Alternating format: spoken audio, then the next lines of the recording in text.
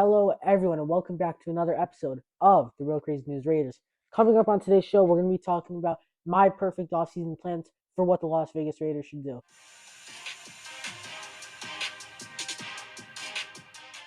So, I just want to tell you how we're going to do this. We're going to start with contract re-signing. We're going to talk about free agency next, and then right after that, we're going to finish up with the NFL draft, a 3-round mock draft.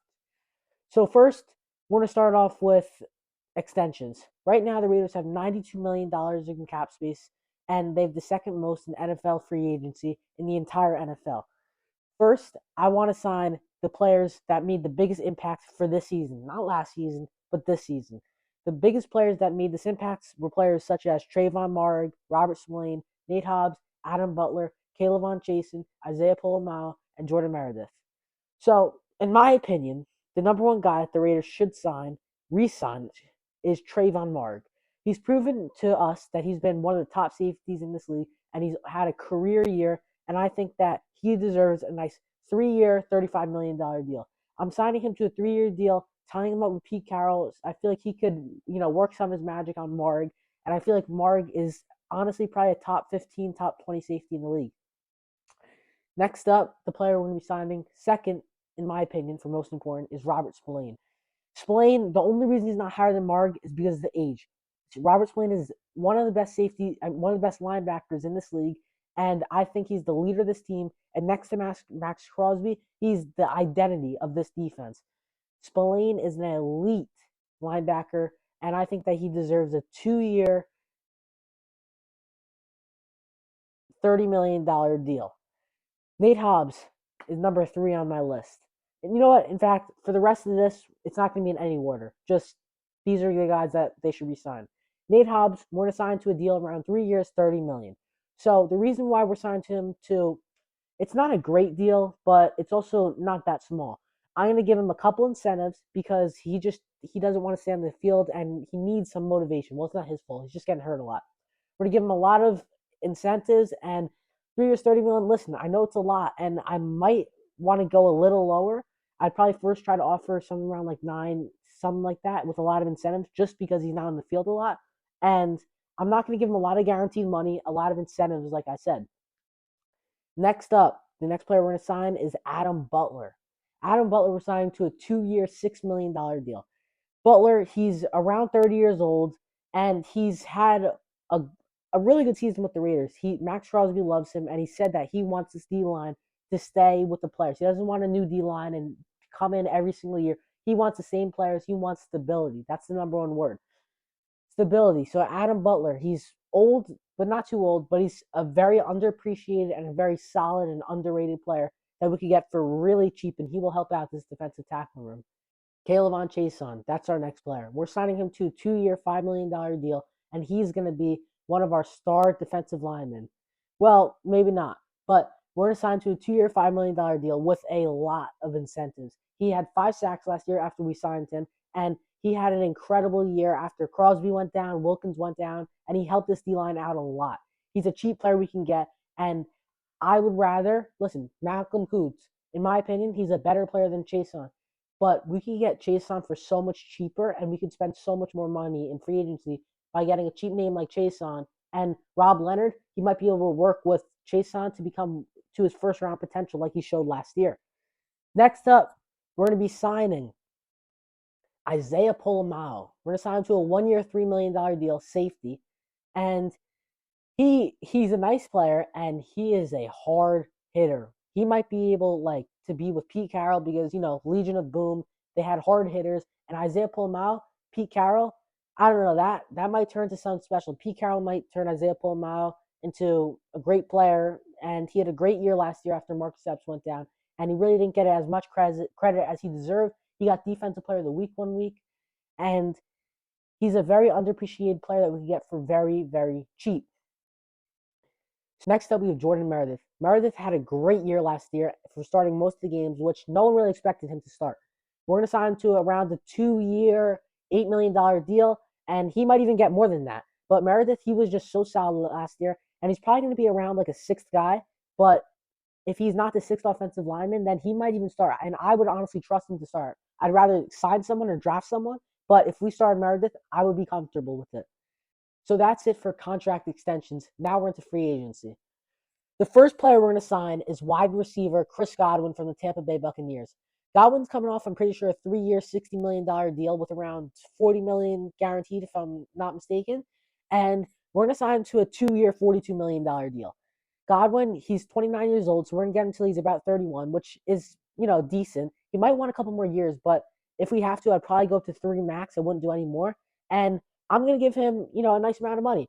The only reason that he's not going to get a little bit more, not like we're underpaying him, but is because he had a season-ending injury last year on his leg, and that just it scares me a lot. And I hope that he could bounce back from that and go back to the great form that he was in. He's going to be our wide receiver one, maybe Myers. We'll let them battle that out, and then we're going to have Brock as tight end. Man, that'd be a nice receiving corpse. Next player we're signing is cornerback Byron Murphy. Byron Murphy, he's coming from the Minnesota Vikings. He's 27 years old. We're going to sign him to a 3-year, $35 million deal. That's going to be our pairing with Nate Hobbs and Jack Jones. The question with me is Jack Jones going to be a great player? Jack Jones, everywhere that Antonio Pierce has not been, he hasn't played that well. But now that AP's gone, we don't know. Is Jack Jones going to continue to be a good player for us, a great corner? Or maybe he'll take a step down. I don't really know, but all I know is that Jack Jones, Byron Murphy, Corian Bennett, and Nate Hobbs is in the elite cornerback group. Next up, in our last signing, we have quarterback Justin Fields. Fields, he's coming off a solid first half of the year, but then the Steelers decided to bench him out of nowhere. No one really expected it, but I mean, they still went 10-7. Russ had a good couple weeks, but then he fell off in the final week. My two guys that we were going to sign is either Russell Wilson or Justin Fields. I decided to sign Justin Fields because he's going to get a cheaper deal. Russell Wilson, he's going to want a decent amount of money, I'm pretty sure. I know that he has a connection with Pete Carroll, but I was just hoping to get a cheaper guy like Justin Fields, and he might turn out, listen, Justin Fields, he still has unproven potential in my opinion. Last year I was hoping the Raiders go all in on him, and, they didn't, so now we have a chance to get him in free agency.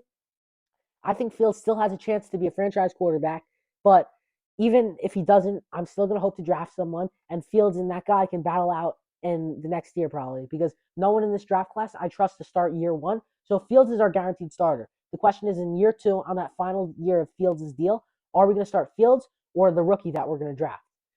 So I kind of gave it away. We are drafting a quarterback in the next segment, which is the draft. All right, so let's get right into it. So in this draft, all of the quarterbacks that I liked were gone. So I could have went, Ashton Genty. I could have went Tetrioa McMillan. I could have went with somebody like Will Johnson. But in my opinion, I decided to go with Arizona's wide receiver, Tetrioa McMillan. McMillan, he is at 6'5" feet tall, and he is an elite wide receiver. McMillan can catch jump balls, and he can give that physical advantage that the Raiders really need. Myers, great receiver. Bowers, great receiver. They don't really have a guy that can just go up for the ball on a jump ball and just throw it up and he's going to catch it. Bowers, maybe, but this guy at 6'5", and he's an aggressive receiver, but he's also shifty. In my opinion, he's the best receiver in this class, and he's just a great player. Next up at round 2, pick 37, might get some controversy for this, but we're going to take one of my favorite players in this draft, Jackson Dart. Jackson Dart, quarterback from Ole Miss, is an elite quarterback in my opinion. Listen, I said it from the beginning. I'm not starting him week 1, though. Justin Fields is going to start because quarterbacks have shown what even a little bit of letting them sit does. Look at Jordan Love. Look at even Drake May. He sat a couple games, and he turned to be a great quarterback. I want Jackson Dart to sit, and I trust Justin Fields to, start for a year. And I don't think that we're going to get a 2-win season. He's going to be a nice player, and he's going to help us out. He's going to help Dart develop. And then in that year 2, Dart is going to help. He's going to battle out for that Justin Fields versus Jackson Dart QB spot.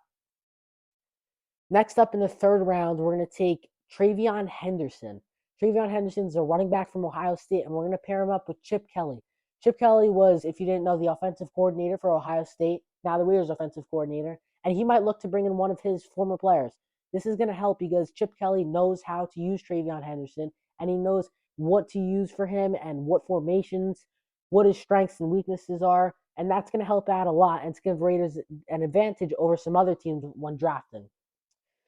Last up, with our last pick in the 3rd round draft, which is from the Devontae Adams trade, is we're going to take safety Andrew Mukbuka from Texas.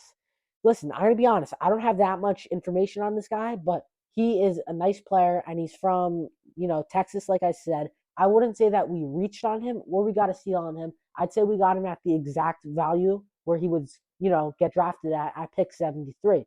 So that's going to be it for my perfect offseason plan. I didn't include any trades, but if there were some trades, I'm going to include guys like DK Metcalf. Watch out for Geno Smith. Former Seahawks, if you want to do another free agency guy, watch out for Bobby Wagner. Just a bunch of guys, connections you need. Pete Carroll's connections with a lot of people all the years that he's been in the league.